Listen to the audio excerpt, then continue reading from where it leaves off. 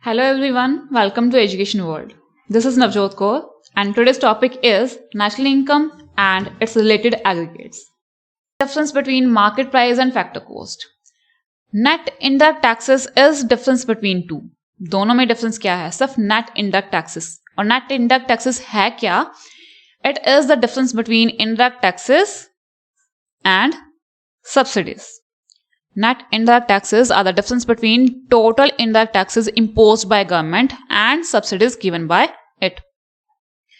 जब हम 3 sector economy की बात करते हैं जहां पे we have household, we have industrial sector, we have government sector या 4 सेक्टर या 5 सेक्टर जहां पे गवर्नमेंट का रोल आता है वहां टैक्सेस का रोल भी आता है. जो गवर्नमेंट इनडायरेक्ट टैक्सेस लगाती है प्रोड्यूसर से वो जो हमारी डायरेक्ट इनकम पे नहीं लगता, इनकम टैक्स की बात नहीं कर रहे हैं, जैसे हम जीएसटी की बात कर रहे हैं, इनडायरेक्ट टैक्स है वो, ठीक है. अगर उसको उसमें से सब्सिडीज गवर्नमेंट को दे रही है वो माइनस कर देंगे तो क्या होगा? वो किसके ऊपर आएगा? उसका डिफरेंस आएगा नेट इनडायरेक्ट टैक्सेस के ऊपर. और यही कंसेप्ट हमें हेल्प करता है market price and factor cost का डिफरेंस फाइंड आउट करने में. जब हमें मार्केट प्राइस से फैक्टर कॉस्ट जाना है तो क्या करना है? सिर्फ लेस कर देना है नेट इनडायरेक्ट टैक्स को, चाहे वो जीडीपी से जा रहे हैं हम या वो जा रहे हैं जीएनपी से या एनडीपी से या एनएनपी से. ये चीज ध्यान में रखो. जब हमें मार्केट प्राइस से फैक्टर कॉस्ट जाना है तो क्या करोगे? माइनस करोगे. किसको? नेट इनडायरेक्ट टैक्सेस को, जो ऑलरेडी किसका डिफरेंस है? इनडायरेक्ट टैक्सेस एंड सब्सिडीज का.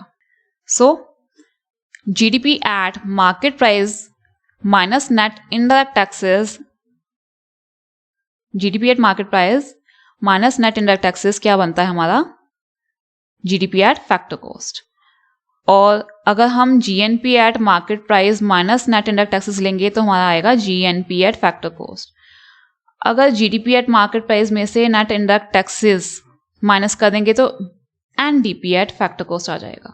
लेकिन जब फैक्टर कॉस्ट से हमें मार्केट प्राइस पे जाना है तो what we are going to do, हमें ऐड करना है नेट इनडायरेक्ट टैक्सेस. और अगर मार्केट प्राइस से फैक्टर कॉस्ट की तरफ जाना है तो नेट इनडायरेक्ट टैक्सेस को लेस करोगे. बट नेट इनडायरेक्ट टैक्सेस का formula indirect taxes minus subsidy. अब national income at factor cost क्या है? We have done the difference between factor cost and market price. Net indirect taxes को ध्यान में रखेंगे हम. National income at factor cost shows how much it costs to society in terms of economic resources for their contribution of land, labor, capital and entrepreneurial ability which go into the year's net production. देश में production जो है उसके लिए house hold sector जो provide कर रहा है इकोनॉमिक रिसोर्सेज, वेदर लैंड है, लेबर है, कैपिटल है या एंटरप्रेन्योर एबिलिटी अगर अपनी एक्सपर्टीज दे रहा है वो factor cost national income at factor cost में आएगी. National income at factor cost को यहाँ हम दूसरे तरीके से ये देख सकते हैं कि national income eight market price देख लेंगे हम, because monetary value of goods and services लेते हैं minus taxes minus depreciation plus subsidies. अब माइनस टैक्सेस की बात हम कर रहे हैं तो माइनस टैक्सेस में हम क्या कर रहे हैं? ये जो नेट इनडायरेक्ट टैक्सेस है ना वो माइनस कर रहे हैं. फैक्टर कॉस्ट से अगर हम मार्केट प्राइस में जा रहे हैं तो नेट इनडायरेक्ट टैक्सेस हम लेस कर रहे हैं. नेट टैक्सेस और सब्सिडीज जब ब्रैकेट ओपन करेंगे तो माइनस का साइन प्लस में चेंज हो रहा है. सो दूसरी जगह हम ग्रोथ से भी नेट जा रहे हैं तो डेप्रिसिएशन को भी लेस करेंगे. ग्रोथ से नेट निकालना है, डेप्रिसिएशन को लेस करेंगे. मार्केट प्राइस से फैक्टर कॉस्ट जाना है तो टैक्सेस लेस करेंगे. दोनों चीजों को ध्यान में रखेंगे. लेकिन अगर फैक्टर कॉस्ट की बजाय अब मार्केट प्राइस में जा रहे हैं हम तो factor national income at factor cost given है जिसमें हम क्या करेंगे? टैक्सेस ऐड कर देंगे, लेस सब्सिडीज, ये वाला नेट इनडायरेक्ट टैक्सेस वाला पार्ट हो गया और डेप्रिसिएशन प्लस कर दोगे तो हमारी national income eight market price निकल आएगी. Now what is difference between current and constant prices? कई बार हम नेशनल इनकम की बात करते हैं, न्यूज़पेपर में पढ़ते हैं national income at constant price इतनी है, national income at current price इतनी है. तो what is difference between both? जब हम इस टाइम पे जो भी मॉनेटरी वैल्यू चल रही है रुपये की, जो भी करंट इन्फ्लेशन रेट है उसके ऊपर नेशनल इनकम काउंट करते हैं, it will be national income at current prices. But जब कांस्टेंट प्राइस की बात करेंगे we will fix a base year जिसमें हम इन्फ्लेशन का रेट जो है एडजस्ट करेंगे. National income at constant price is the true indicator of economic growth, which is reflected in standard of living of its citizen as its real national income. National income at factor cost को हम real national income भी बोलते हैं because वो real change in national income show करता है inflation का effect nullify करके, inflation के effect को निकाल के जो constant prices हम लेकर आते हैं. An increase in such income occurs due to real increase in output. देश में increase in output कितनी हो रही है वो हमें कैसे पता चलेगी. Cost side by side price भी तो राइज हो रहे हैं. मान लो कल अगर हमने एक चीज़ बाय की है वो 10 रुपीज़ की थी, आज इन्फ्लेशन बढ़ गया वो 20 की हो गई, डबल रेट हो गया.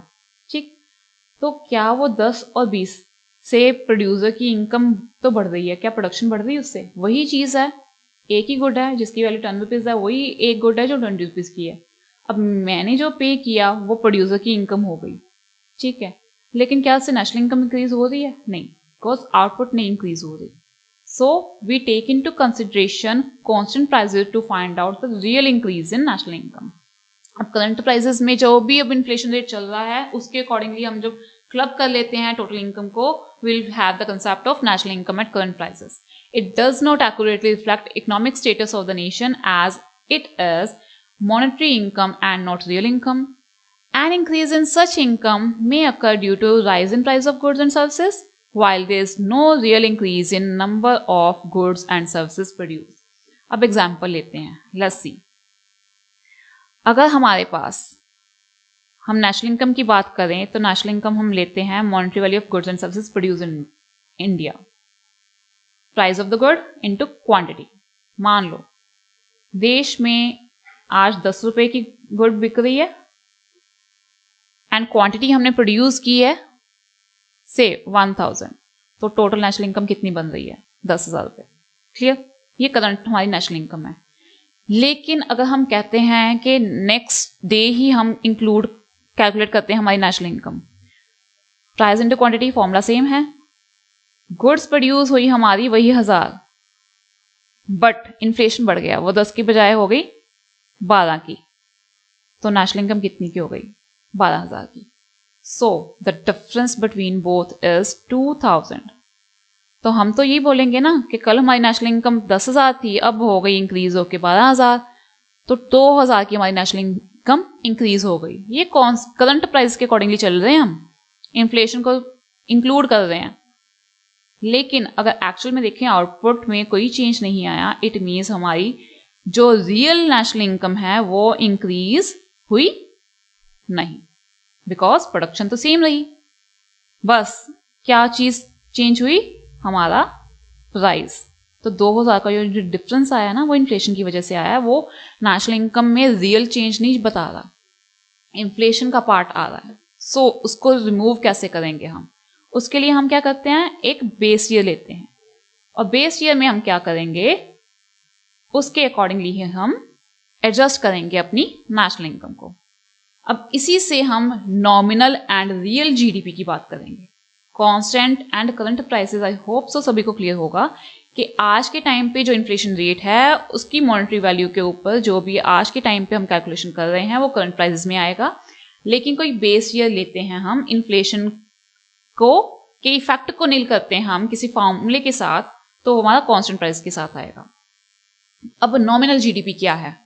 जो मैंने बोला national income at current prices, जिसमें हमने इन्फ्लेशनरी रेट पे ऊपर अपनी आउटपुट को मेजर किया और नेशनल इनकम शो कर दी.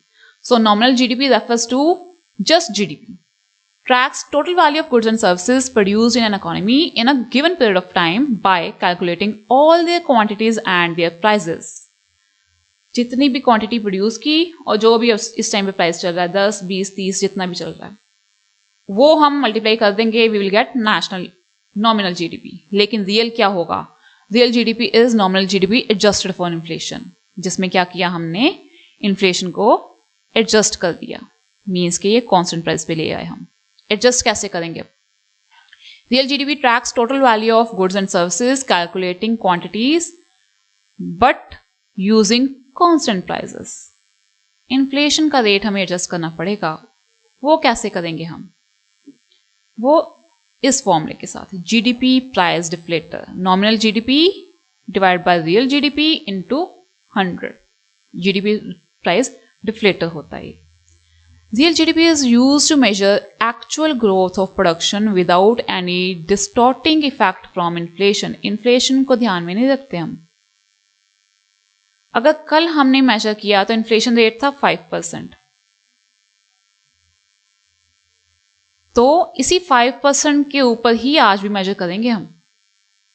कल का रेट 5 रुपए था तो 5 रुपए के ऊपर भी आज भी सेम रेट पे मेजर करेंगे। आज अगर रेट बढ़कर 10 रुपए हो गया तो 10 के ऊपर हम मेजर नहीं करेंगे, सिर्फ 5 रुपए के ऊपर ही मेजर करेंगे हमारी आउटपुट की value. Then we will say this is real GDP. Nominal GDP is divided by this deflator yielding real GDP in terms of inflation. Real GDP will be lower. Inflation की बात करेंगे तो GDP क्या होगी, कम होगी, लेकिन जब डिफ्लेशन होगा तो रियल जीडीपी एक्चुअल में हाई होगी। क्यों? क्योंकि इन्फ्लेशन में हम बोलते हैं 5 से वो बढ़कर 10 रुपए हो गए, ये इन्फ्लेशन है। लेकिन डिफ्लेशन में क्या होता है, 5 से वो कम होकर 3 रुपए भी रह सकती वैल्यू। तो रियल जीडीपी क्या होगी, जब हमारा इन्फ्लेशन है तो रियल जीडीपी जो है कम होगी, लेकिन डिफ्लेशन के केस में रियल जीडीपी एक्चुअल प्रोडक्शन हमारी ज्यादा होगी, कॉस्ट प्राइसेस कम हो रहे हैं। GDP price deflator measure the changes in the price of all of the goods and services produce in an economy. Price deflator किस चीज को देखेगा, चेंज इन प्राइस को। ठीक है, 5 से अगर वो 10 हो गया तो 10 के ऊपर नहीं, हम बेस के ऊपर लेकर चलेंगे उसको। चेंजेस जो होगा प्राइस का वो माइनस कर दिया जाएगा इसमें। The GDP price deflator is a more comprehensive inflation measure than the CPI index, consumer price index, because it is not based on fixed basket of goods. GDP price deflator देखता है कि goods की जो production हुई और inflation का जो rate बढ़ा। इन्फ्लेशन का जो रेट बढ़ा है उस रेट को माइनस कर दिया जाएगा तो रियल जीडीपी निकल आएगी। अब सीपीआई क्या है, कंज्यूमर प्राइस इंडेक्स, ये हम आगे जाकर फिर से इसको deeply we will study, but अब थोड़ा सा बता देती हूँ। कंज्यूमर प्राइस इंडेक्स क्या है, कंज्यूमर जो चीज को कंज्यूम करता है वो गुड्स की गवर्नमेंट एक बास्केट बनाती है, एक डिवीजन बना दी, उसका जो उसने टोटल रेट लिया उसको कंज्यूमर प्राइस इंडेक्स लेकर चलते हैं हम। उसका भी मेजर अलग है, उसके फॉर्मूलाज अलग हैं, कैलकुलेट अलग तरीके से करते हैं। तो जीडीपी प्राइस डिफ्लेटर कॉम्प्रिहेंसिव है इन्फ्लेशन मेजर दैन सीपीआई को। सीपीआई सब कंज्यूमर को देखता है, लेकिन जीडीपी प्रोड्यूसर, कंज्यूमर सभी को ध्यान में रखता है। Then GDP price deflator addresses this by showing effect of price change on GDP, first by establishing a base year. एक हम base year लेकर चलते हैं। Secondly, कंपेयर करते हैं current price to the price in the base year. आज के price और पुराने प्राइस दोनों को हम क्या करेंगे, पहले कंपेयर करेंगे और फिर उसके बाद we will go with real GDP concept. अब नेक्स्ट टॉपिक है हमारा aggregates related to national income. जब हम नेशनल इनकम की बात करते हैं तो नेशनल इनकम में हम ग्रोस डोमेस्टिक प्रोडक्ट बोलते हैं, ग्रोस नेशनल प्रोडक्ट बोलते हैं, नेट नेशनल प्रोडक्ट बोलते हैं, नेट डोमेस्टिक प्रोडक्ट बोलते हैं। ठीक, net national product at factor cost या net national product at market price क्या दिया। सो इन चीजों में क्या डिफरेंस है, सबसे पहले आते हैं हम अपना टॉपिक, वो है gross national product. Gross national product है क्या? It is defined as total market value of final goods and services produce in a country. देश में एक साल में जो भी गुड्स एंड सर्विसेज हमने प्रोड्यूस की हैं वो क्या है, उनकी टोटल मार्केट वैल्यू हम लेंगे फाइनल गुड्स एंड सर्विसेज की, उसे ग्रोस नेशनल प्रोडक्ट बोलेंगे, लेकिन इंटरमीडिएट गुड्स को इसमें इंक्लूड नहीं करेंगे। Gross national product is total value of everything produced by resident of the country during particular accounting year. It includes incomes earned by the country's nationals within and outside the country. चाहे वो resident India में हैं या India के बाहर हैं, कहीं भी प्रोडक्शन कर रहे हैं तो वो किस में इंक्लूड करेंगे हम, ग्रोस नेशनल प्रोडक्ट में। हमें किस चीज को ध्यान में रखना है, सिटीजन्स को, इंडियंस को। But it excludes the income earned by foreign citizen and companies within the country. लेकिन कोई फॉरेनर है, वो देश में अगर कोई काम कर रहा है तो क्या करेंगे, उसको एक्सक्लूड करेंगे, उसको ग्रोस नेशनल प्रोडक्ट में इंक्लूड नहीं करेंगे, वो जीडीपी का पार्ट आएगा। ग्रोस डोमेस्टिक प्रोडक्ट का पार्ट आएगा। अब ग्रोस डोमेस्टिक प्रोडक्ट क्या है, अगेन वही चीज़ आ जाती है, विद इन डोमेस्टिक बाउंड्री जितनी भी प्रोडक्शन हो रही है, चाहे वो इंडियन कर रहे हैं चाहे नॉन रेजिडेंट कर रहे हैं, उन सभी को ऐड कर देते, ठीक है। अब ग्रोस डोमेस्टिक प्रोडक्ट में एक चीज़ को हम करेंगे, net factor income received from abroad. अगर इंडियन सिटीजन ने बाहर से कोई इनकम रिसीव की है वो उसमें एक्सक्लूड करेंगे, उसको प्लस नहीं करेंगे, अगर प्लस कर दिया तो माइनस कर दो उसको। अब ग्रोस डोमेस्टिक प्रोडक्ट हम नेशनल प्रोडक्ट से निकाल सकते हैं कैसे, net income received from abroad को माइनस कर देंगे तो नेशनल कंसेप्ट में से, तो we will get domestic product. Net national product को अगर हम देखेंगे तो उसमें क्या लेंगे, ग्रोस डोमेस्टिक प्रोडक्ट में से अगर हम क्या माइनस करेंगे, डेप्रिसिएशन, तो we will get net domestic product. और नेट डोमेस्टिक प्रोडक्ट को अगर नेशनल प्रोडक्ट में लेकर आना है तो net factor income from abroad add कर दोगे। अब that will be clear from this diagram very easily कि अगर हमें जीडीपी एट मार्केट प्राइस से जीडीपी एट फैक्टर कॉस्ट जाना है तो नेट इनडायरेक्ट टैक्सेस मीन्स के indirect taxes minus subsidies minus करना है। और अगर हमें जीडीपी से एनडीपी एट फैक्टर कॉस्ट जाना है, फैक्टर कॉस्ट सेम रहा तो एनआईटी की बात नहीं आएगी, डेप्रिसिएशन की बात आएगी।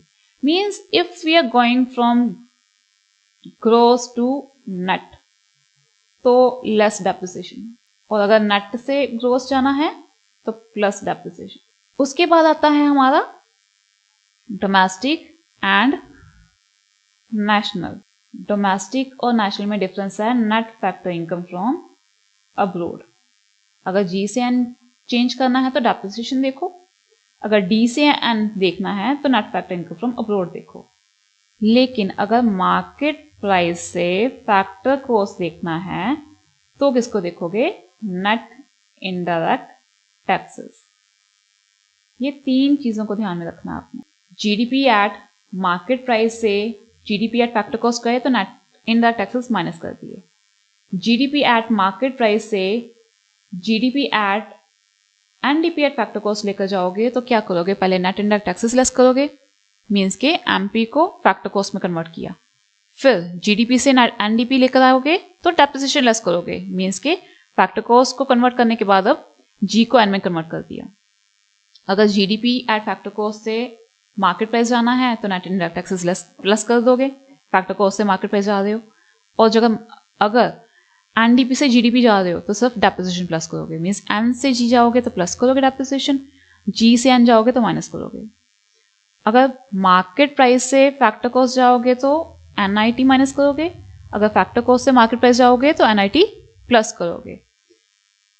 सो this is all about this aggregate concept. I hope so ये क्लियर होगा आपको।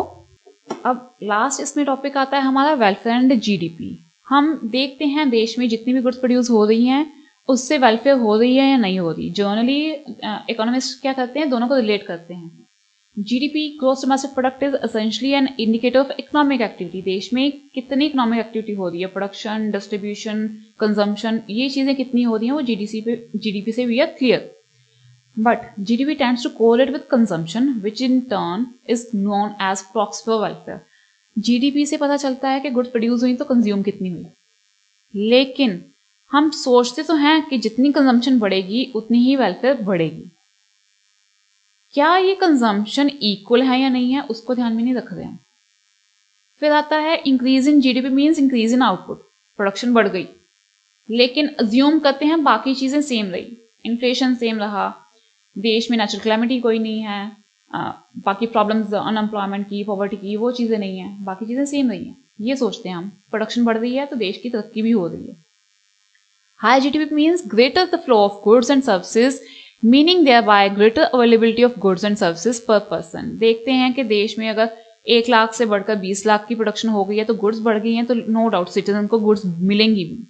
ये हम सोच के चलते हैं, ये अज्यूम करते हैं, लेकिन वेलफेयर कंसेप्ट की कुछ लिमिटेशंस आ जाती हैं। सबसे पहले डिस्ट्रीब्यूशन ऑफ इनकम को इग्नोर किया जाता है कि इक्वल है या अनइक्वल है। हो सकता है कि ज्यादा part of income 70% of the income goes to the higher earning group, ज्यादा ऑलरेडी रिच पीपल को मिल रहा है, पुअर पीपल को कुछ नहीं मिला, तो क्या it leads to welfare? No. Non monetary exchanges are not considered. अगर मॉनेटरी चीज़ है, किसी को मॉनेटरी वैल्यू में कन्वर्ट करके हम कैलकुलेट कर सकते हैं तो उसको इंक्लूड कर रहे हैं, नॉन मॉनेटरी को इंक्लूड नहीं कर रहे हैं। जबकि वेलफेयर के केस में some time we have to consider these things also. Unearned incomes, GDP does not incorporate any measure of welfare. GDP में हम कोई भी वेलफेयर का मेजर नहीं देख रहे हैं, सिर्फ मॉनेटरी वैल्यू, मॉनेटरी एस्पेक्ट या कंजम्पशन की चीज़ देख रहे हैं, प्रोडक्शन देख रहे हैं, आउटपुट लेवल देख रहे हैं। GDP only includes market transaction, देश की मार्केट में जो ट्रांजैक्शन चल रही हैं, क्या उससे वेलफेयर हो सकती है? नहीं। सो जीडीपी एज वेलफेयर इंडिकेटर, इसकी सबसे बड़ा क्रिटिसिज्म यही चीज़ है कि मार्केट ट्रांजैक्शन हम देख रहे हैं, कितनी बाइंग सेलिंग हो रही है, कितनी एक्सचेंजेस हो रही हैं। GDP does not describe what is being produce, actual में क्या प्रोड्यूस किया जा रहा है वो नहीं देख रहे हम। देश में सबसे ज़्यादा हम कहते हैं कि ह्यूमन बीइंग की नीड्स क्या है, रोटी, कपड़ा, मकान। हमें ये पहले नेसेसिटीज मिलेंगी तो ही हम कंफर्ट्स पे जाएंगे, लाइक स्कूटर बाइक्स, फिर लग्जरीज कार्स पे जाएंगे, और फिर उससे ज़्यादा अगर हम कहते हैं कि हाई एंड कार्स, एसयूवीज, उसके ऊपर तब जाएंगे जब हमें बेसिक नेसेसिटीज मिलेंगी।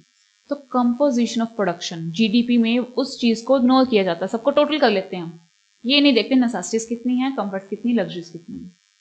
सो इसे हम एज एन वेलफेयर इंडिकेटर नहीं ले सकते। इट इग्नोर्स एक्सटर्नलिटीज, बाहर की चीज़ों को भी इग्नोर कर रहे हैं। क्यों? नेगेटिविटीज, इसकी कुछ पॉजिटिव फैक्ट हैं, कुछ नेगेटिव फैक्ट हैं। जैसे अगर हमने बोला कि प्रोडक्शन अगर हम कर रहे हैं लग्जरी गुड्स की सिर्फ रिच पीपल के लिए, तो क्या पुअर की वेलफेयर हो रही है इससे? नहीं। लेकिन रिसोर्सेज तो वो यूज़ हो गए ना। वो रिसोर्सेज अगर पुअर पीपल की वेलफेयर के लिए यूज़ हो, वो चीज़ जो उन्हें रिक्वायर्ड है एट लो रेट वो प्रोड्यूस हो, या लग्जरी गुड्स प्रोड्यूस हो, इन दोनों चीज़ों को जीडीपी ध्यान में नहीं रखता है, एक्सटर्नलिटीज़ को इग्नोर कर रहा है। तो ये पॉजिटिव नेगेटिव फैक्ट्स को इग्नोर करके चल रहा है। So this is the major limitation of GDP as welfare indicator. This is all about our topic, national income, जिसमें we have covered everything from the aggregates to all the concepts. Thank you.